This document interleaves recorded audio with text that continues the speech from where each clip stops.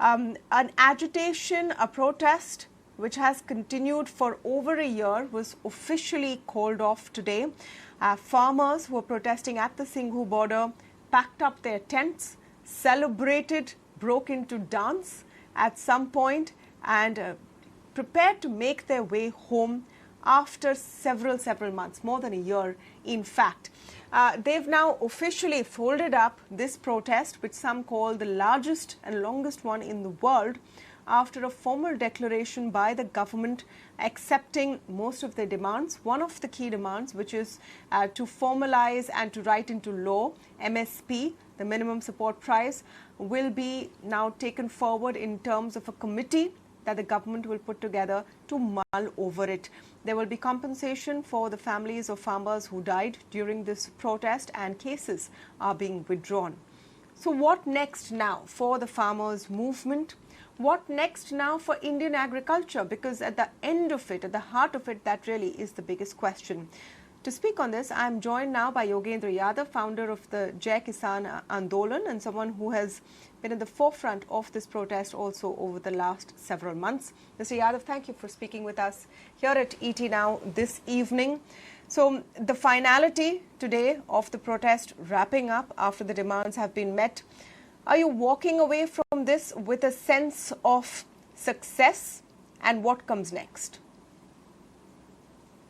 Of course, success. I should just add very quickly that we actually have decided to postpone the victory celebrations to day after tomorrow because of the national mourning, something you mentioned just before this news item. So we did not want to do it tomorrow, the day our martyrs will be cremated. So we said we'll do our victory procession celebration, and going away day would be the day after tomorrow, the 11th. Yes, it's a success. You could say that again. It's an extraordinary success. It's a success of a kind movements normally don't even dream of. It's a success because the three laws that farmers had opposed, which were imposed on them without consultation, without their consent, have had to be taken back. It's a success of democracy. It's also a success because a new kind of agricultural architecture that was sought to be imposed will have to be withdrawn, will be stalled. But to my mind, the real success is more than that. The real success is in the fact that farmers have regained their self-esteem, which is absolutely vital and critical to any community looking at its future. Number two, farmers have gained unity, which is unprecedented. In the last 100 years, I can't think of a platform as big as the Samyukta Kisan Morcha. And number three, farmers have realized their political heft.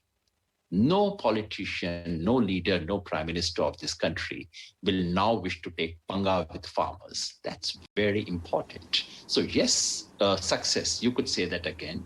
I wouldn't say that every single one has been met. To be absolutely honest, I wish we could achieve more on MSP, but you live to fight another battle.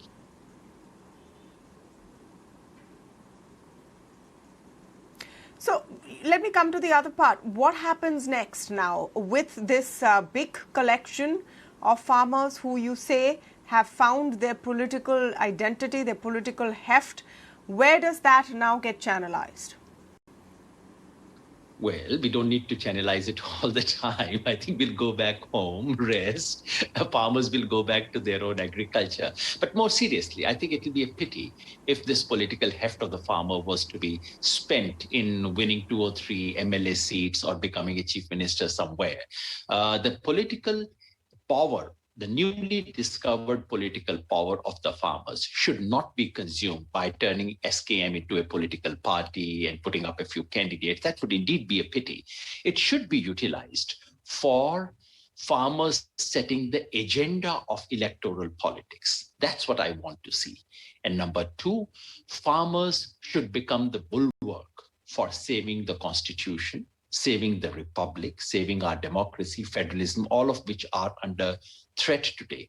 That's the kind of channelization of energy that I would wish to see. Of course, others would have different point of view.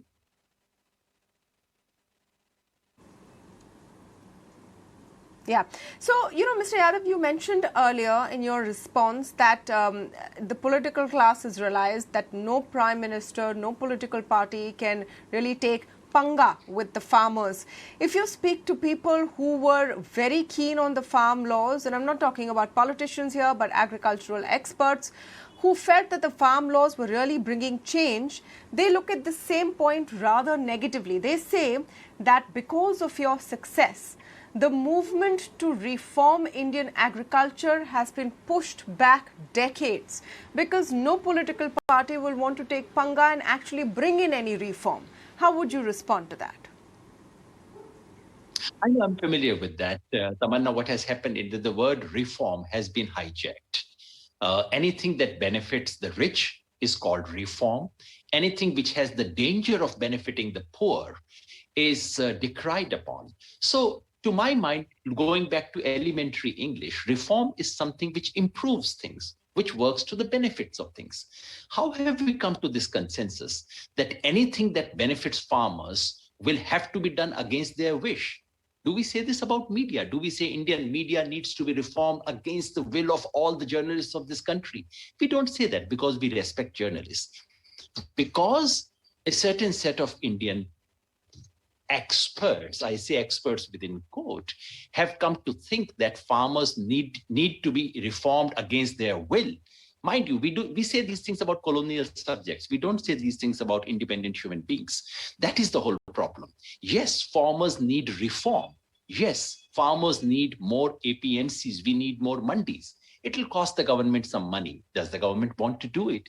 Yes, we want 100% coverage for farmers, for insurance against climate change, against all calamities. This is what Mr. Modi promised. Actually, the number of insured farmers has gone down. Will the government bring in this reform? We want all the tenant farmers to be given some kind of a card that entitles them to debt and market benefits. Will the government do it? We want farmers to have benefits of cooperatives. We want farmers to be incentivized to produce dal, to produce nutri-cereals, the coarse grains. Will the government incentivize? All these are reforms. Why don't we talk about it? Why do we talk only about reforms which come via the private sector, which come via some big corporates? How have we come to this consensus? I'm afraid I don't share this consensus. And at the end of 13 months, you should also rethink this consensus. Yes. This is not consensus. Reforms are not reforms. No, there's clearly no consensus. No, Mr. Yadav, there's clearly no consensus today as much as there was 13 months ago. The government has relented. Those who believed it was a good move continue to think so. Those who think it was a bad move continue to think so. One side has got its way for now. That's not really the question. The question is from the farmer's point of view. So where do you stand after 13 months? Are you now back to square one, where farmers have maybe staved off what you and some farmer groups perceive as an imposition? How closer are you to benefiting farmers or solving their real world problems, like, doubling their incomes or ensuring that they get the help they need, the subsidies they need for their agriculture? Are you any closer to that, or do you find yourself, and when I say you, I mean the entire movement, back to square one 13 months ago, where we now need to start thinking afresh of how to improve the situation of Indian farmers? Tamanna, just on a lighter note, I thought that the task of doubling the farmers' income by 28th of February 2022 was declared not by Samyukta Kisan Morcha. I think it was declared by someone called Narendra Modi. I guess he's the one you should be asking questions. I know it's very hard to ask questions to him, but do try that. And Samyukta Kisan Morcha should not be asked questions on that.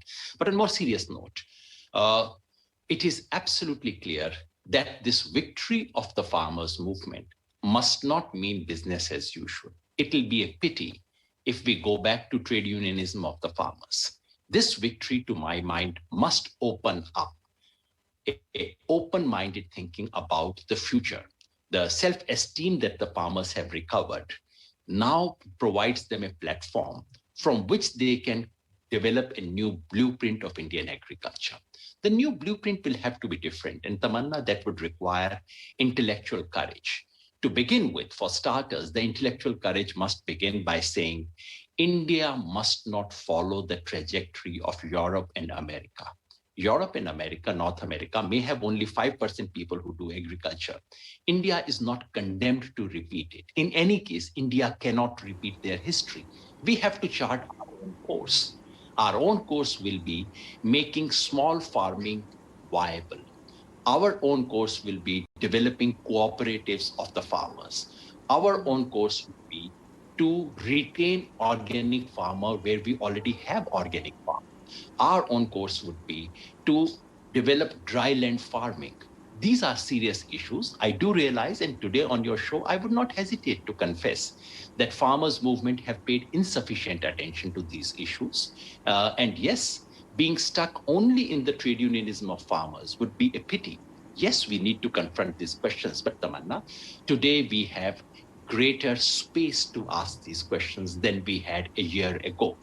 Today we have greater confidence, and today we have capability. It's only a self-confident person who can look at it.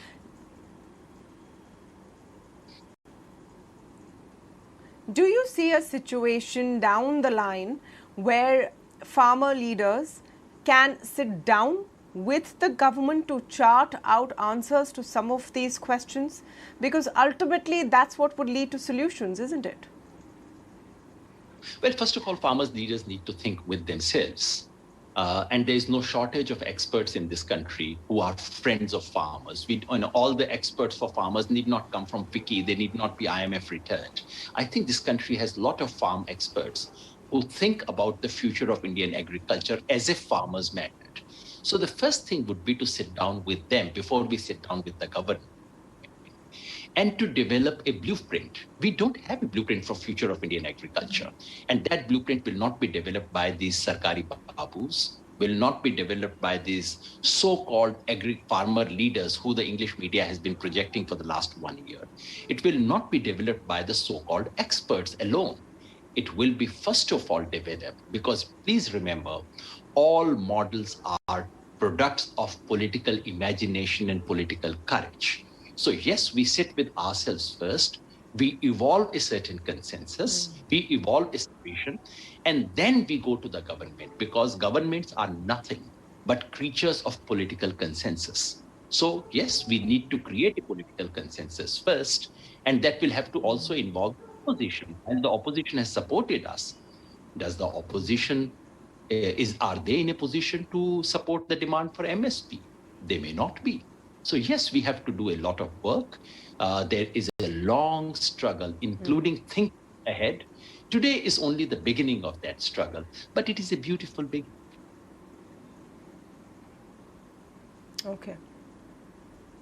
You know, the other question really is what the political impact of this will be. It's long been speculated that the decision to walk away from the farm laws, to repeal them, and the announcement that was made by Prime Minister Modi comes in the backdrop of big elections, Punjab more so in Uttar Pradesh. Do you think that this wrapping up of the protest and the government agreeing to the demands actually boosts the BJP in these upcoming elections, because they've maybe, gotten rid of one big challenge? Tamanna, there was a time when I used to do this business of election forecasting. Thank God I don't do that anymore. Thank God I'm not in the business of projecting politics. Bhavishya batane ka kaam nahi, aajkal bhavishya banane ka kaam karta hu. But more on the question of linkage with politics. Yes, farmers should do politics. As I keep saying, अगर राज की नीति पर सवाल उठाना राजनीति है तो जरूर करना चाहिए. Of course, farmers should do politics, educationists do, women should, environmentalists should. Otherwise, it become questions of our country. But farmers' politics should not be limited to one assembly election, getting 4 or 5 MLAs or some chief minister. That would be a pity. Farmers, the real politics of the farmers' movement should be, can the farmers drive the agenda of electoral politics of the country as a whole? Will the coming UP election be fought on the farmers' agenda? For me, that is more critical. And above all, Tamanna, we are in a country where the constitutional order is a challenge. Our republic, the future of our republic itself is in crisis. For me, the real politics of farmers will be to reclaim our republic.